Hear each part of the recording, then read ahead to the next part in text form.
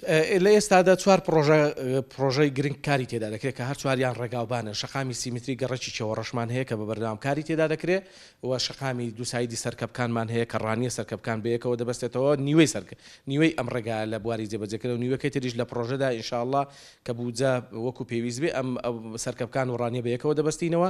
دیارە دووسایدی چێوەڕەش گرنگی و تایبەتمەندی خۆی هەیە. شەقامی ترمان هەیە کە شەقامی گەڕەکی زانکۆ واتە زانکۆ بۆ گەڕەکی بیتوێنستی کە ئەمەش گرنگی و تایبەتمەندی خۆی کە شەقامێکی سیمەتریە و شەقامێکی 6 مەتریمان هەیە کە دەکەوێتە بەردەم کۆمپانیای بەڕێز کە ئەمیش بە هەماشەوە ئێستاکاری بەردەوامی تێدا دەکرێت جگەلەوەی کە لیژنەکانی شارەوانیمان لەسەر ئەو بودجەی 120 کە ئێمە دەتوانین سەرفیکەینەوە. ئێستا چەند پرۆژەیەکی بچووک بە شێوازی بچووک 5 پرۆژەمان لە کارکردندا لە گەڕەکەکان کە ئەویش لە خۆی لە ئاوەڕۆ چاوەڕێشکردن دەگرێت. ئینشاءالله بە ئومێدی ئەوەی کە بڕی داهاتمان زیاد بکات، زیاتر خزمەتی شارەکەمان دەکەین، هەنگاو دەنێین بۆ زیاتر پێشخستنی شارەکەمان.